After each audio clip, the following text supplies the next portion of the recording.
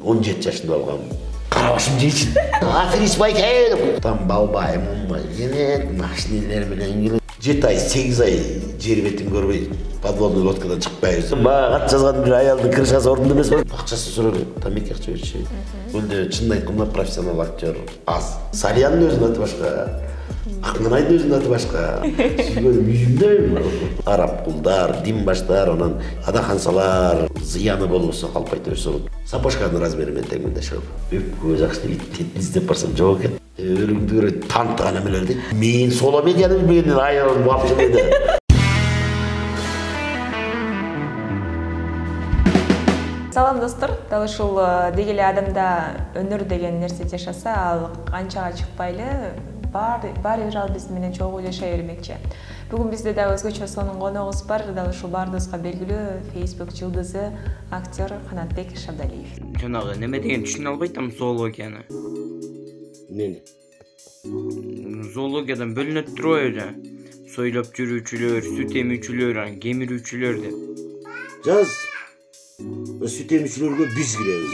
Сен, мен, карапайым элдер сүт эмүүчүлөргө киребиз. Жанагы чиновниктер, коррупционерлер, кемирүүчүлөргө кирет деп жаз. Жерден бери кемирип сатып атты. Жана Паткалиим, кошоматчылар бар го. Аларды сойлоп жүрүүчүлөргө кирет деп жазып. Ошентип эле жазбайбы? Ошондо президенттер кимге кирип калды? Президенттерди алар канаттууларга кирет деп койчу, учуп кетүүчүлөр деп. Болду ошолорду жазсаңчы. Саламатсызбы? Саламатсызбы? Кош келипсиз. Борбор калабызга кандай угдай жалгап келип калдыңыз? Ошол боюнча сурайынчы. Жеке иштер менен келип калгам. Бир-эки талап берген да сөздөрүм бар эле ошол менен жолугуп кетейин деп анан биякта бүтүп иштеп жүрдү, ошого карап келип калгам. Анан силердин каналыңарга туз насип буйруп келип калдык. Агай, сизди актер катары дагы билебиз. Ал жакта жумуштарыңыз кандай болуп атат? Мен негизи Каракол шаарында Ысык-Көл областтык музыкалык драма театрында иштейм. Актер уже 22 жыл болду. Жакшы буюрса. Эмне үчүн Бишкекте иштей атасыз? Биз 99-жылы Алматыдан театралдык институт бүтүп келгенде Караколго баарыбызга жолдомо берилген. Ошол жерге баргандан кийин мен өзүм көлдүк болгондон кийин анан Бишкекке табитим тарткан жок. Биринчиден, экинчиден анан бүт баары эле мен кыйын дегени бар эле борбордо жүрө берсең элет жергесин, көлдү ким көтөрөт? Көлдө деле театр бар да, через театр элге бир маанай тартуулаган биз керекпиз го дейм, анан баарыбыз эле Бишкекке кетип калсак. Көлдө чынын айтканда профессионал актер аз. Жок десе мындай айтканда бир саналуу гана, ошон үчүн көлдүн элин бир маданият жагынан көтөрөлү эле, өз элибиз, өз жерибиз деп ошентип жүрөбүз. Театрга элдин саны кандай болуп атат агай азыр?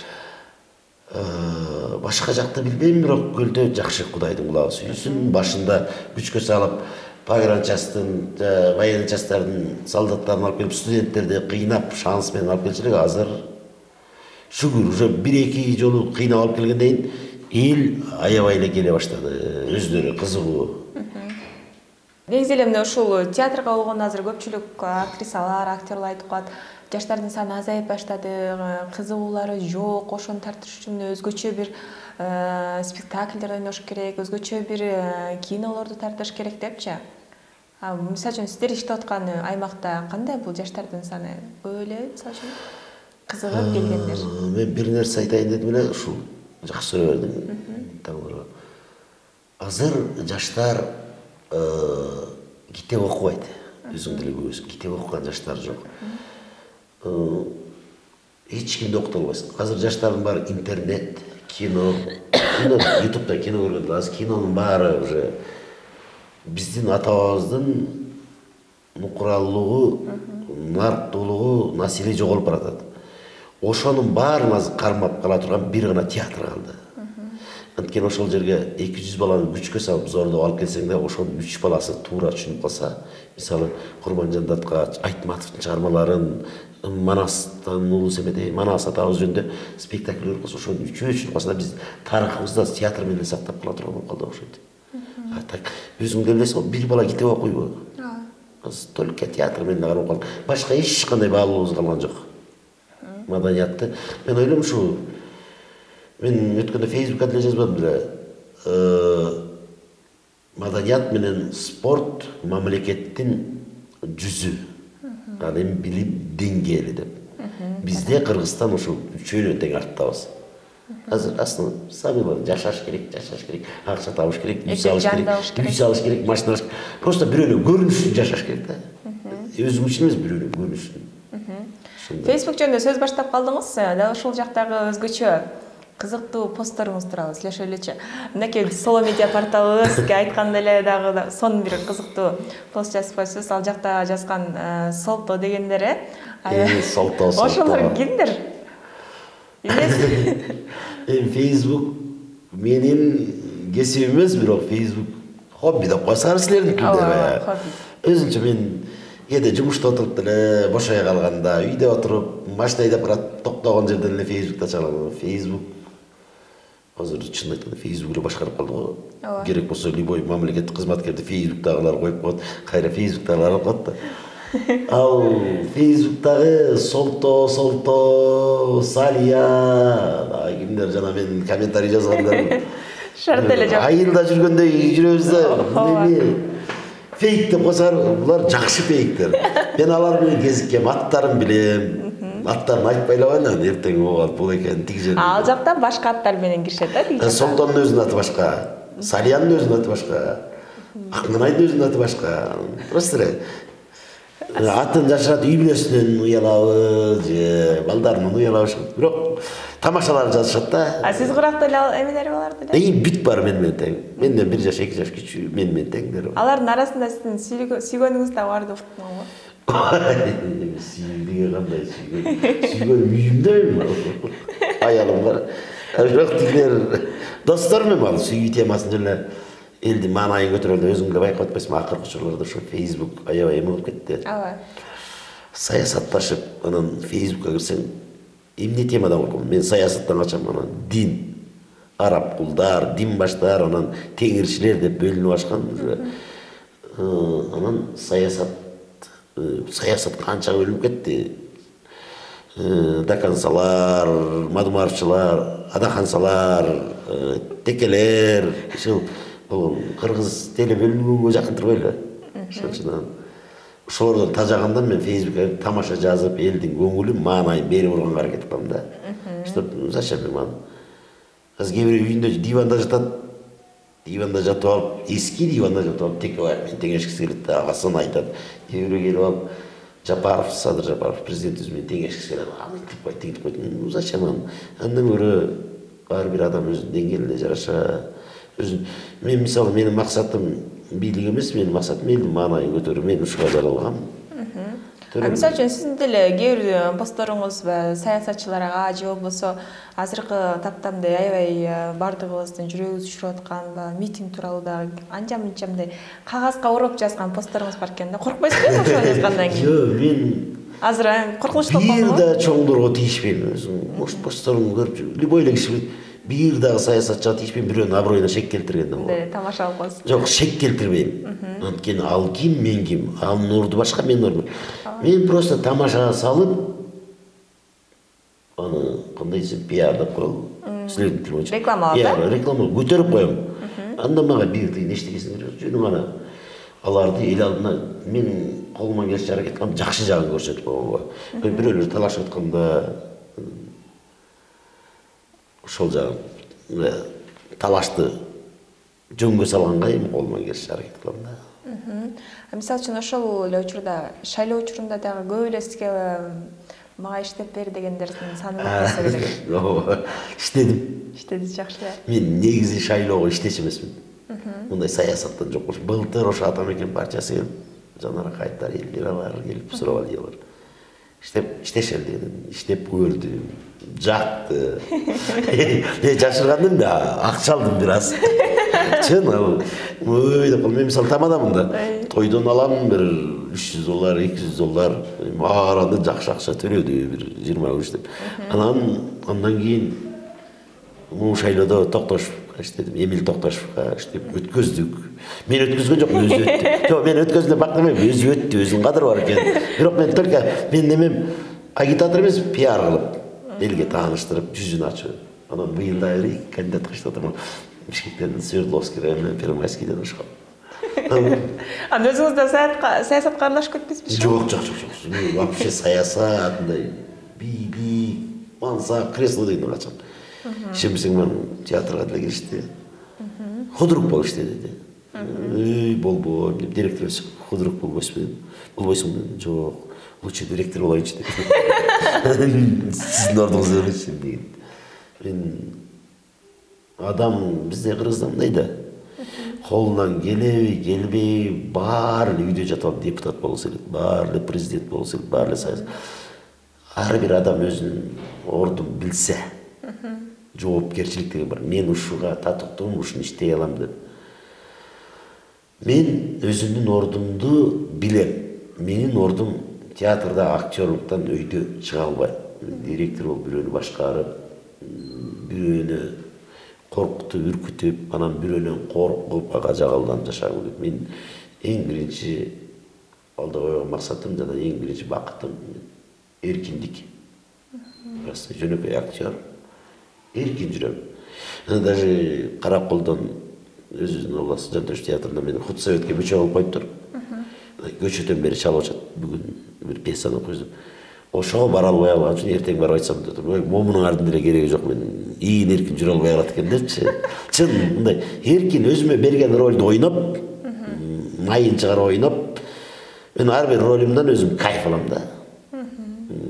Рахат алам ошол. Бир ролум жакшы чыгып, Раматлык Салижан Жигитов айтпады эле. Бу артист менен сулуу аял окшош эле болот, комплимент айтып койсо жыргап калат депчи. Биздики ушундай да, спектакль бүткөндөн кийин баары келип колуңду кармап, сонун болду. Ой, сен кыйын ойнойт турбайсың деп ишендим десе. Бизге билбейм, бу өзүнчө чыгармачыл адамдар билет да, бизге акча кызык эмес. Элдин жакшы сөзү, көңүлү. Мисалы кээ бир тойду өткөзгөндө деле же спектаклден деле чотто бул жерге мындай болуп калды, тигиндей болуп калса, кантип коям? Сынап жүрөм да. Мен чын бездарный актермун. Мен чын ушуну менен духум үчүн 3 күн 4 күн ойлоп жүрөрүм да, оңдой койгонго аракет кылчу. Ошо. Азыр мен дал ушул посторуңузга кайрылгым келип атат. Фейсбукка кайра кеттик. Ооба. Аккулар көлдү сагынышат, аялдар номер сурап жалынышат. Бербей койсоң түйтөктөп личкага келип кагынышат дейт. Бул неден улам чыккан бул? Жөн эле мен. Аялдар көп жазат. Жок. Эч ким жазбайт мага. Могу кебет эме ким жазмагыр, эми элестет. Мен мага кат жазган бир аялдын крышасы ордунда эмес болот. Мен мындай да. Адам мен Фейсбукта тамашаларым. Адам кыялында эмнеге жетпей калса ошону жаза берет да. Мисалы, аккулар көлдү сагынышат, аялдар номер сурап жалынышат деп кыңылдап, кээде машина айдап барат, ойлонуп кетем да. Аккулар көлдү сагынышат деп ырдап келет эле. Шулап кетем да, аялдар мага номер сурап жалынышат. Бербей койсоң номериңди түйтөктөп личкага келип, эми кайсы киши бар. Кээде мен коркуп калчумун. Кээ бир посторумду карасаң, кичинекейимде коркок эле, балдардын баарынан таяк жеп жүргөн 46 килограмм болчумун. Кээде постор 8 килограммсыз. 88. Кээде посторум бар го, илгери качкада жүргөндө, мен спортто жүргөндө бокстун пайдасы депчи. Бир постум бар эмес беле? Бокстун пайдасын ушундан көрдүм. Теңиштарым баарын братандар сабап атканда мен үйдө бокс көрүп жата берчүмүн депчи. Ошондон таяк жебей калчумун деген. Да бир постум бар. Сенин түп каталарың жолборс чапкан баатыр дегенди угуп алып, өзүм жетін албай эшикке чыгып кородогу корозу толоту тээп сызым өлүп калды деген. Адам ойго келбеген нерсени жазып коюп өзүнчө кыялданып. Ошентип жазсаңыз эле кызыга беришет. Мен ушу комментарийлер менен кайра жооп жазышканга мага кызыктуу да эми. Билбейм, элди карасаң бүт баары саясатта жүрүшөт, ушундан алаксыгым келет. Даже шариатта деле айтылат го, 3 нерседе Кудай таалам жакшы көргөн. Ушу үчүнчүсү эки досту элдештирген. Эки досту элдештириш үчүн калп айтсаң күнөө эмес деп. Үч жерде калп айтасың да. Биринчи душманга колго түшүп калганда элиңди сатпаш үчүн калп айтсаң болот, кечиримди. Экинчиси ошо эки дос урушканда элдештириш үчүн калп айтсаң кечиримди. Үчүнчүсү аялыңа калп айтсаң болот. Анткени үй бүлөнү сактап каласың дейм. Ошондо ой башка жерге кетип. Жок, башка сүйлөбөйм, башка достор менен жүрүп тияк бияк дейм. Аны айтпай эле койчу, үйгө келгенде мен тиги менен жүрдүм деп айтпайсың да. Калп айтып үй бүлөнү сактап калыш, үчүнчү да калп айт. Болдула, калп айтсы барган калп айтып жүрүп. Агай сиздин мындай апыртмадагы айтып жүрөсүз, көбүнчө апыртмаңыз менен YouTube тармагында дагы бөлүк болуп чыккан видеолор тарап кетти. Былтыр карантин. Былтыр карантин. Ал зериккен учурдан чыкканбы же баягы ички жан денеде ошол нерсе калыптанып калганбы? Апыртманы апыртып айткан. Бул да болсо өнөр да. Апыртма бул кыргыздын ооз-эки чыгармасы фольклорунда бар. Ооба. Илгери жоошпай аталарыбыз, куйручук аталарыбыз апыртма менен керек болсо күндөп түндө отуруп алып бири менен калп айтышып элдин маанайын көтөрүп билдириши да. Бул өнөр, бирок муну таксырлар шариятта жок, аны муну азыр кыргыздар шүбө алып, кыргыздар ээрчимей калып турбайбы? Же арабтын дини эмес, же кыргыздын. Мен бирок кыргызмын, бир Кудайга ишенем. Бул ооз-эки чыгарма болгон. Бул чыгарма апыртмалар чыгып кеткенде мен карантинде Якутияга барып калдым. Мен негизи театрда иштеген менен, тамадалык кылган менен менин мындай принцибим бар. Балдарыма да айтам. Хоть поварих кассаң дагы, көчө шыпырсаң дагы эркек адам болгондон үй бүлөңдү багыш керек депчи. Анан карантинде чынын айтканда тойлор токтоп калды, баары токтоп калды. Үйдө келинчегимдин өзүнө бутик алып берип койгом. Акчасын сурады, тамеки акча берчи. Единсе салып койчу дегенден кыжалат болдум да. Анан сразу ушу аялымды караш үчүн жаралдым эле дедим да. Якутияга учуп кеткем. Якутияда 5 ай жүрдүм, ошол жерден чыгып кетти апыртмалар. Апыртма деген кичинекей менде калган, ушу кичинекей мен баягы китепти көп окудум мен. Даже кыргыздын окубаган китебим болгон жок.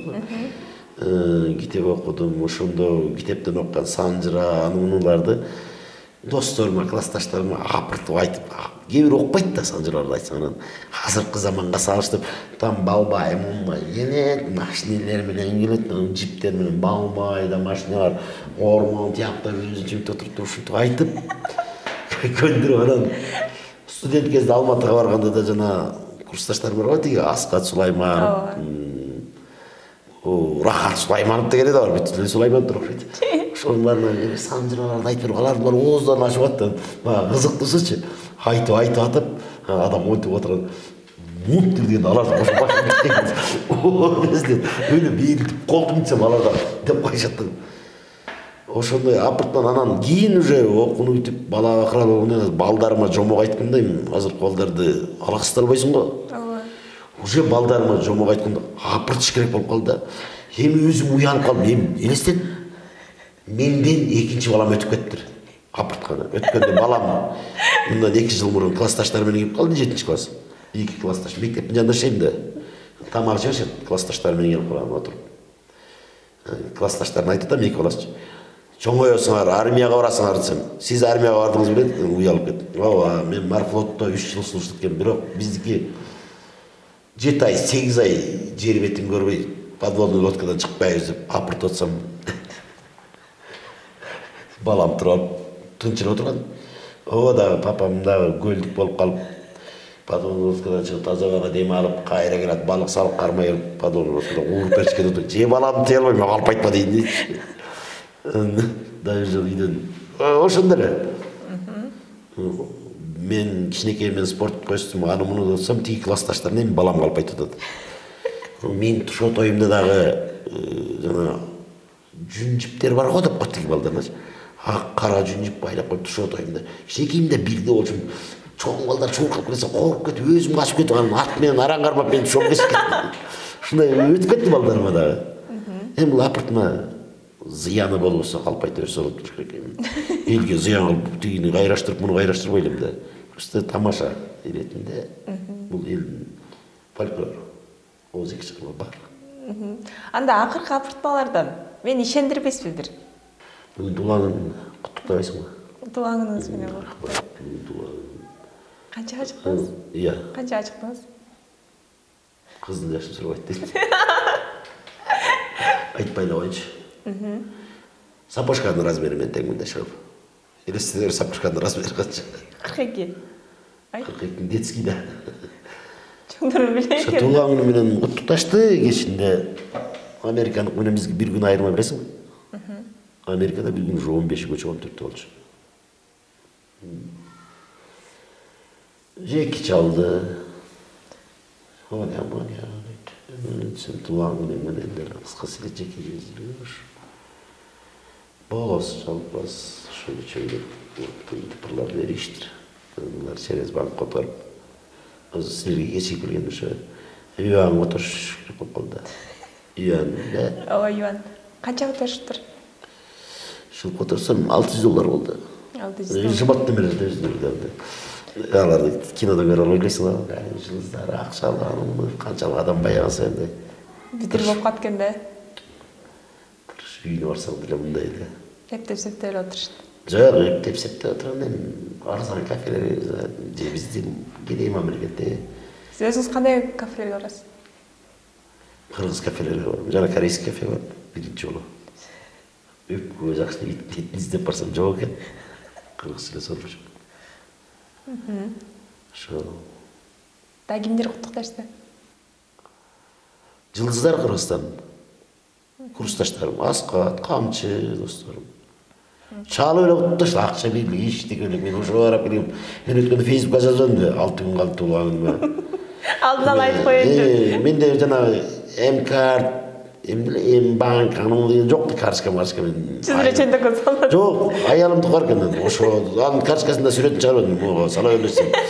6 сомдо ичип калды улам бирөө. Бирөө 500 сом, бирөө 1000 сом, бирөө эле болбой калды. 100 сом салып коюш. 100 сом салгандарга рахмат. Көңүлдөн. Анан кайра ким салганын түшүнбөй калып жазбадым ба. Айткыла кимдер салдыңар, мен кайра берейин деп алганын берген. Негизи эле камчы экелер кандай? Мындай тамашага, биз эми аны актер катары Ким камчы аскаттарбы? Ооба. Начар. Болбойбу? Тамашалатам жакшы. Улар достор тамашага жакшы үй бүлөлүк катышыштар бар. Аскат менен деле, камчы менен деле мен через Аскат аркылуу камчы менен таанышкам. Бирок Аскатка караганда камчыга жакыныраак, анткени экөөбүз немебиз келишет да. Тилиңиздер. Жылдызыбыз келишет да, кебетебиз окшошуп кетеби, бал жайыпчы. Көздөрүбүз майта кош тешигиндей бар, тырмап тешип койгонбуз. Тиги Аскат ал да жакын досум бирок. Таарына берет, меникине келбейсиң, камчылык кылбасын. Сен Аскаттыкына камчы кылган жакшы да. Эмне үчүн көбүрөөк камчы экенин арасыз? Аскат беке жаш тозбойт окшойт, да? Жок ой, сонун эле тозот. Просто бим Аскат. Сөзүм бакыр бүтүп калат же. Студент кезде бүтүп салганбыз сөздүн баарын. Андан көрө камчылык кыла барсаң. Аны Аскат ишенбейт мага. Баса бирдем айтайын. Бир жолу курсташтар чогулуп отурсак. Мен бирдем айтсам, Аскат тура калып эле шыпылдаган менен нан карабашым жейин дечи деп атпайбы. Ой, карабашым жейин десем, тиги аялым эмне Аскат экөө кезиккенде эле бирөөң сүйлөсөң эле бүгүн үйдөн тамак иштим десе эле өлүп кетейин дечи, карабашым жейин дечи деп ушинтип бересиңер деп мен айттым. Бул экөөбүз бири-бирибизге ишенбей калганбыз депчи. Сиз апыртман апырт берип эч ким ишенбей калса керек сизге. Ой, мен эмес, Аскат да калпчы да. Бир жолу сүйлөшүп отурабыз Кирдрамда. Фестиваль болуп атат бүт. Артурда. Бүт артисттер отурса, Аскат, Шатемиров, Ерлан деген курсташым бар. Экөө сүйлөшүп отуруп. Бүт артисттерге айтып берип атат да жаш балдарга. Биз институтта окуп жүргөндө, Алматыда окуп жүргөндө, Алматыда Апшаганы кармачык күтпөйт. Ой, туура келбейт. Апшаганы кармачык, биз баарын сапырчык экен. Рамат Марат Козыкеев. Марат Акеч. Мен мынтип угуп отурсам, я Акечилин Апшаганы кармачык эле дейтим. Билбейм, мен 9 жыл уктап калчу, мен уктагандай кармаса керек десе. Таанып эмди. Бизди оштобойсуң деп калчу. Ай, биз ачасың таарчу да. Бул чума болчу деп калды. Мен эртеле жатып алчумун 9 жыл. Бул чума болчу, чума болчу. Эмне кармаган жок деп айтайын десең, тигилер таарынат. Кармады деп айтайын десең, мен таарына. Ымай, мен калп айтам. Андан көрө эрте 9 жыл жатып алчумун деп калчу. Дагы кандай кызыктуу окуя болду эле? Апыртмандын артынан. апартмандын артынан жаман экен. Мен Якутиядан жаңы келип 5 ай жүрүп келгенде уже Бишкектен кетип барсаң иттей жаман эле кабыл ашты келе. Артынан аферист байке деп аферист байке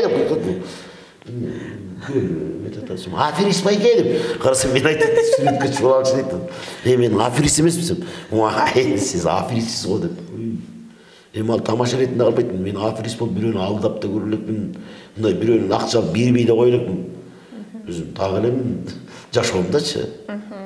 Тамаша ретинде калып айтамбы? Үйдөн. Аялыңыз такыр ишенбей калса керек. Жок, аялым алдабайт. Коркосузбу? Чын. Мен баягы сөз бар го. Элгиден жашың ашканда аялың болот башкарма. Кабагын түйө калганда эжелеп эсиң шашканда деп жазды. Эжелеп эле. Аял эмне? Аялым чыгармачылык менен такыр тиешеси жок. Өзүмдүн айылыма 17 жашында алгам. 80 жылга, ошол 97 жыл, 17 жашында келдим. Ойнап жүрдү бизгиле бир топ скакалка ойнап кошунан кыздар менен жүрүп. 18-нде төрөдү.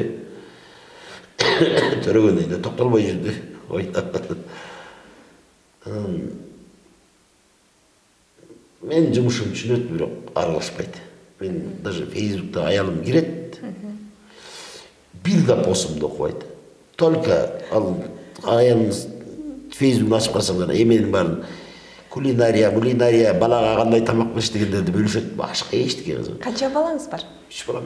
Баса ушу аялым менен айтат. Бир жолу мен Facebook'ка жаңы киргенде Нүзүп аталык деп киргем. Кумирим ошол болчу, Нүзүпчү. Сыңгырабыз. Нүзүп аталыкты ойлоп, Нүзүп брат деп кирем. Жалаң апартман жанагындайлар жазып, солто көз күндө жазышабыз да. Аны аялымды достукка кошуп койдум да. Бир күн аялыма мынтип. Моолар. Аялым өзүм соткасы көрүзүм. Өтүп баратат менин посумачы. Айтайт, окусаңыз. Өлүңдү көрөт, тантыган эмелер дейт. Ким десем? Белбем о, Нүзүп брат деген мен солто деген тантыктар бирдеме жаза берди. Ушу кантип болсун дейт. Эмне деп жазып турсам? Ушундай бир посумда айтып калды. Ойго келбеген нерсе. Балам келип калды анда. 4-5 жакшы. Мама эмне болсо? Ой, мо кантип посуму? Нүзүп брат менен солто жазган. Мен келатканда дарактар башыны деп солтоби деп турат. Балам туруп. Дөргөн эмелер катап калды. Негизи Нүзүп брат эмне? Уун чыга албайм, жемелмин деп айта албайм. Ошо айтат. Эмеге юморго деле жок аялым. Үйдөн жалжаңдамын, үйдөн серьезно. Балдарга тамак бердим. Эртең бул жумушту бүтүрөм. Тамашалайын десең ал эмеге жок. Юморго жок. Ал биринчи максат эле аныкы. Балдары. Кээ бир аялдар бар, романтика, кафеге барып, даже мен аялымды жүрү деп тойдон кийин кафеге барып келип, шашлыкка барып келип тияк. Шашлык жеп келелсиң. Ошол акчаны эт эле ал үйдөн эле сайчы. Ошол жерге барасың, ары бери 5000ге шашлык жейт экенсиң, андан көрө 5000ге эмне деген эт алабыз канча шашлык. Ушундай да үй менен ойлойт да биринчи балдарын. Мен үйдө ойлобойм да. Биринчи жерге чартаңбайт депсем да ал ошон үчүн бир жакшы менен бир жаманды кошот турбайбы? Сиз ошондо жамандырбайсызбы? Жок, жакшысына мен кирем. Негизи эле мынакей ушул үй бүлөнүн бекем болушу албетте бул эки адамдан деп коет. Анан сиз деле жакшы адамдардын катарында толуктойт экенсиз. Өзүңүз Эң жакшы. Эң жакшы. Жакшымыз эң жакшы. Мынакей сиз өзүңүз актерлук көчөрчүлүк бар экен, тамаша комедияга тартылсаңыз да болчу да экен. Деги ушу тасма талаасына сунуштар же тартылып койдуңузбу? Ошол боюнча айтып берсеңиз. Бул киного тартылуу мен ушуну көп ойлончумун да. Киного тартылуу бул адамдын багынан окшойт. Талантынан эмес, багынан. Удачный тасмачы багынан экен. Мен болгону ушу мен тартылган кинонун эле багасы ошол. Туугандар деген бир комедияга телесериалга тартылып 2 сериясы бүткөндөн кийин ал сериал токтоп калды. Бирок жакшы. Трейлери бар да YouTube'да. Анан экинчиси орустардын Россиядан келип тартышты на дальних рубежах деген кинода следователь ойногон. Анда серьезно. Ал кино азыр Россияда жакшы жүрүп атат. YouTube'да деле көрсөңөр болот. Анан мени киного тартам деген режиссер же банкрот болуп калат же жок болуп кетиши. Адамдын багынан ошойт бул. Азыр театр актеру любой кино ойноп кое алат, билесиң. Ал эми кино актеру театрга ойной албайт. Бирок мен чем кино барганда киного тартып көргөм. Иттен оңой экен жөн элечи. Жөн көчөдөгү ишин тарсаң. А театр деген билесиң да, bir roldu bir ay жаттайсың, 2 ай жаттайсың, ошо образга кирип, а театрдан спектакль үчүн жаңылып калсаң, кайра деп дубль 2 дей албайсың да. Мен ошондон рахат алам. Мен чем кино сатаплар эмес, бирок кинодон мурун дагы гөлдө, особенно Караколдо элден жүрөгүндө ушу ролдор менен калдым го дейм, театр боюнча. Мен ар бир ролумдан кайф алам, бирок кээ ролдор бар өзүмө жакпай, унутуп калам сөзүн айтып. Өлө ойногон ролдорум дайсыкмыр азыркыга чейин мээңде калып калат да. Образ монологдун баары уже любой убакта тургузса, анткени уже жидеп боюма сиңирип алган экен да. Эт менен термир же кан тамырга сиңип кеткен ролдор да. Жакшы. Мынакей агай, сиз менен маектешүү ушунчалык кызыктуу экен. Алыс жолдон келип бизге маек куруп бердиңиз. Үй бүлөңүз тууралуу буйрса, тасмалардан сизди көргүңүз келет? Чакырса. Буйрса. Мынакей достор, бүгүн бизде Facebook жылдызы актер бүгүн бизде конокто Канатбек агабыз болуп жаткан чагы. Сизге чоң рахмат агай. Мынакей Facebookка жакка чыгарып таратабыз. Эң башкысы биз жөнүндө жакшы бир пост күтөбүз. Соло медиа. Сиздердин неме боюнча, соло медиа боюнча мен билбейм да. Мен ишиме иштеге жатпаган эмем да. Бирдеме окусам чуркаганча. Сен өткөндө жаздың го жазып. Ана чалып сүйлөштүк кой, соло медиа десем. Мен көп эле менен чакырат. Барбайм эмишкеге ушунчалык темтеңде барып жүрмүн. Как раз базарга аялым бараткам, үйгө алып кетейин депчи, 5-терде эмес беле. Алайын. Аны сенден угуп эле дерделең деп чуркап барып кичинекей кылачак. Эмечи? Аялым базардагы аялдар менен туруптум да. Эме? Мени жана соло медиа деген бирдемеси бар экен, ошол жака барсам барбай эле койсом деп. Жандагы аялдар, "Вай, ал деген укмушта бүт артист бар, ошол аркылуу чыккан. Ал деген жанагы Кундуз бирдеме бар деп фамилиясын айтты. Ошонун сайтан миллиондон ашык подписчиги бар, просмотру 20 миллионго чейин кетет. Алар деген через ошол аркылуу жылдыз болгондор канча жылдыз немесин ачты деген. Аялым көзгө бар го. Мен соло медианы билбегенден аялым бапчы деди. Жейбейт товарын жыйнап. Барып келсе барып кел деп койду. Ой, бийик жандагы кыздар, жаш кыздар экен, алар билет экенсиздер. Мен чын айткым ушу YouTube, Instagram'da da bir 12-13 bin подписчигим açpayım dedi de.